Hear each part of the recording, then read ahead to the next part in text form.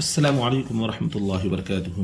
الحمد للہ رب العالمین والصلاة والسلام علی رسولہ الکریم، اما بعد۔ آج کے اس درس میں آپ حضرات کے سامنے 15ویں پارے کا خلاصہ پیش کیا جا رہا ہے۔ اس پارے میں دو حصے ہیں۔ نمبر 1 سورہ بنی اسرائیل مکمل اور سورہ کہف کا زیادہ تر حصہ۔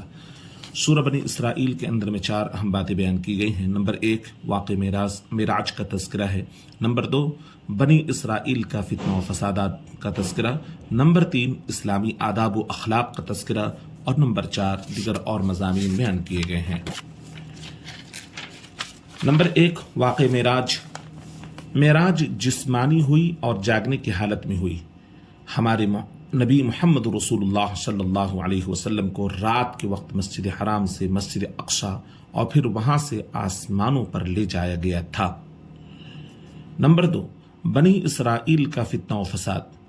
بنی اسرائیل کو پہلے سے بتا دیا گیا تھا کہ تم لوگ 2 مرتبہ زمین میں فساد مچاؤ گے، چنانچہ ایک دفعہ حضرت شعیب علیہ السلام کو ایذا پہنچائی تو اللہ نے ان کے اوپر بخت نصر کو مسلط کر دیا۔ دوسری بار حضرت زکریا اور حضرت یحییٰ علیہ السلام کو شہید کر دیا تو بابل کا بادشاہ ان کے اوپر مسلط ہو گیا۔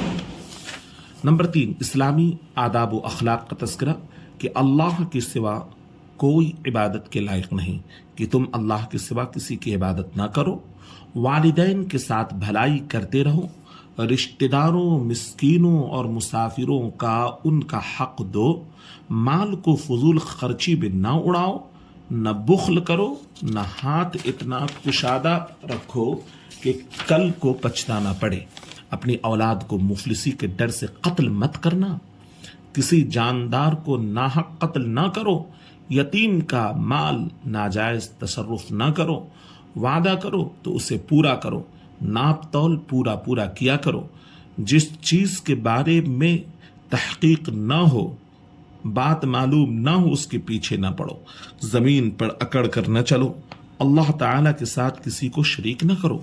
اور پھر دیگر مضامین یہ بیان کیے گئے، قرآن مجید کی عظمت کا تذکرہ، اس کے نزول کے مقاصد کا بیان، اس کا معجزہ ہونا، اللہ کی طرف سے انسانوں کو تکریم دیا جانا، مکرم بنانا، اسے روح اور زندگی جیسی نعمت عطا کرنا، نبی اکرم صلی اللہ علیہ وسلم کو نماز تہجد کا حکم دینا، حضرت موسیٰ علیہ السلام اور فرعون کا قصہ، قرآن کریم کے تھوڑا نازل ہونے کی حکمت بیان کی گئی، اللہ تبارک و تعالیٰ کا کوئی شریک اور نہیں، اور اللہ کی ذات اولاد سے پاک ہے، اور اسماء الحسنی کے ساتھ وہ متصف ہے، یعنی اپنے نام جو اللہ نے ذکر کیے ہیں اس سے وہ متصف ہے۔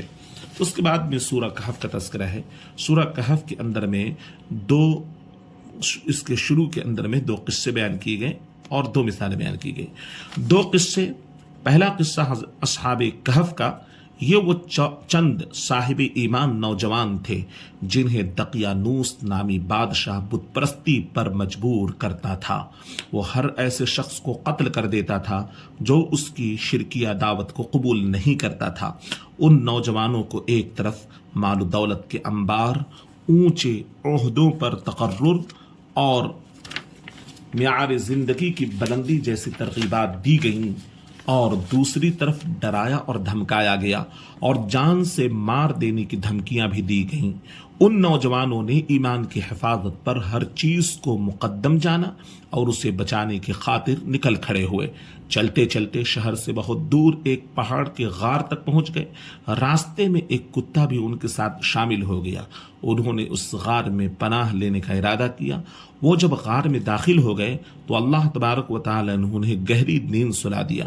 یہاں وہ 309 سال تک سوتے رہے۔ جب نیند سے بیدار ہوئے تو کھانے کی فکر لاحق ہوئی۔ ان میں سے ایک کھانا خریدنے کے لیے شہر آیا، وہاں اسے پہچان لیا گیا۔ 3 صدیوں میں حالات بدل چکے تھے، اہل شرک کی حکومت کا خاتمہ ہو چکا تھا اور اب موحد سربراہ اقتدار میں آ چکا تھا۔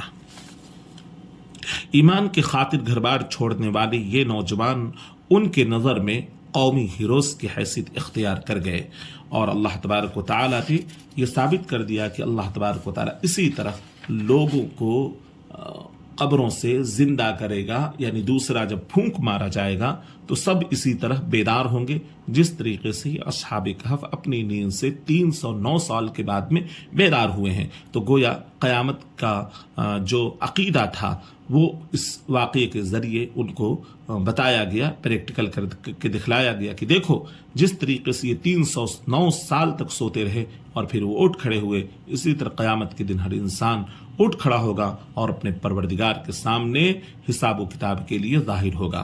دوسرا قصہ حضرت موسیٰ اور حضرت خضر علیہ السلام کا، کہ اس کا ذکر اگلے پارے کے شروع کے اندر میں ہوگا انشاءاللہ، یعنی 16ویں پارے کے اندر میں انشاءاللہ اس کو بیان کیا جائے گا۔ دو مثالیں بیان کی گئی ہیں۔ پہلی مثال، دو شخص تھے، ایک کے باغات تھے اور دوسرا غریب تھا۔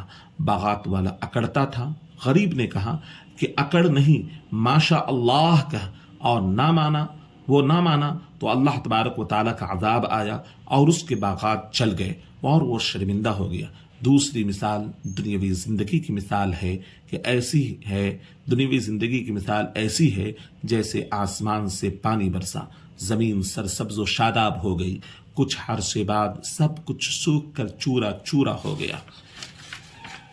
تو گویا اللہ تبارک و تعالیٰ کے اس واقعے سے، اس تذکرے سے ہمیں یہ بتانا مقصود ہے کہ ایک دن جو ہماری یہ زندگی لہلہا رہی ہے، ہم جو دنیا کے پردے پر چل پھر اٹھنا بیٹھنا، بات کرنا اور دنیاوی امور میں مست و مگن رہنا، یہ ایک دن سب کچھ ختم ہو جانے والا ہے۔ ہمارے جسم سڑ گل کر مٹی میں رل مل جانے والے ہیں، لیکن اس کے باوجود اللہ تبارک و تعالیٰ اس جسم کو دوبارہ کھڑا کرے گا اور دوبارہ اللہ تبارک و تعالیٰ ہمارے روح کو ہمارے جسم کے اندر میں لوٹائے گا اور پھر وہاں ہمیں اپنے پروردگار کے سامنے حساب و کتاب دینا ہے۔ لہذا ہمیں سبق لینا چاہیے ان آیات کے ذریعے، ان واقعات کے ذریعے اور ان حالات کے ذریعے کہ ہم ہر حال میں اپنے مالک کی حقیق کو یاد رکھیں، اس کے احکامات کی پیروی کریں اور اس کی منع کردہ چیزوں سے باز رہیں اور اس کا شکر گزار رہیں۔ اللہ نے جو نعمتیں عطا کی ہیں اس کی شکر گزاری کریں۔ اللہ تبارک و تعالیٰ نے جو ہمارے ساتھ میں مصائب کا معاملہ بنایا ہے تو اس کے اوپر اللہ تعالیٰ ہمیں صبر کرنے کی توفیق عطا فرمائے اور ان مصیبتوں کو ہم سے اللہ تبارک و تعالیٰ دور فرمائے، اور جو آسانیاں اللہ تعالیٰ نے ہمارے لیے رکھی ہیں اس آسانیوں میں شکر اختیار کرنے کی توفیق عطا فرمائے۔ مصائب کے اوپر صبر اور نعمتوں کے اوپر شکر گزار کا جذبہ اللہ تبارک و تعالی ہم تمام لوگوں کو عطا کرے، آمین یا رب العالمین۔ سبحانک اللہم و بحمدک ونشہد ان لا الہ الا انت ونستغفرک